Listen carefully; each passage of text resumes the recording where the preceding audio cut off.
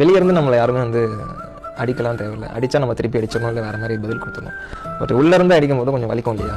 கூட இருக்காங்க. இப்போ நீங்கள் இருக்கீங்க, இப்போ நான் உங்ககிட்ட சிரிச்சு பேசிகிட்டே இருக்கேன். நீங்கள் பார்த்துட்டு நீங்கள் சிரிச்சிட்டு போயிடுங்க, ரவி எவ்வளோ நல்லவருன்னு பார்த்துட்டு. பட் அந்த சைடு போய்ட்டு நான் உங்களை தப்பாக பேசிகிட்டு இருப்பேன். அதுதான் நடந்துச்சு. ஜென்ரலாக வந்து பழகிறது ரொம்ப யோசிப்பேன். ஏன்னா பயம். எண்ட் ஆஃப் த டே வந்து அவங்க வந்து நமக்கு போயிடுவாங்க, ஏதாவது அவங்க வேலை முடிஞ்சோன்னு நம்மளை விட்டுட்டு போயிடுவாங்க. இப்போ நாளைக்கு நான் ரோட்டில் வந்து யாராவது அடிச்சா கூட நான் ஏன் அடிக்கிறாங்கன்னு நான் கேட்பேனே தவிர திருப்பி அடிக்க மாட்டேன். உடனே எல்லாம் யோசிப்பேன், கொஞ்சம் பொறுமையாக யோசிக்கிறது உண்டு. பட் அந்த இடத்துல வந்து வெளியிலேருந்து யாராவது பண்ணால் பிரச்சனை இல்லை, உள்ளேருந்தே வந்து எனக்கு என் மேலே கோவம் வந்துருச்சு ஆக்சுவலாக. ஏன்னா நான் இப்போ கெட்டவன் இப்போ ஒருத்தன் இருக்கானா, கெட்டவன் இருக்கானா, அவங்க முன்னாடி நான் சிரிச்சிட்டு நடிச்சிட்டு இருக்கேன். அது எனக்கு விருப்பம் கிடையாது. பட் ஆனால் சுற்றி இருக்க அங்கங்கே வெடி வச்சா என்ன பண்ண முடியும்? எல்லா வெடி தந்து போகிறதுக்காக சிரிக்க வேண்டியது இருக்கு. பட் உள்ள வலிக்குது எனக்கு. நல்லா பழகிற ஆட்கள் வந்து நிறைய பேர் இருக்காங்க. அவங்களுக்கு இவங்களால பயந்துருவேன் நான். கரெக்டா?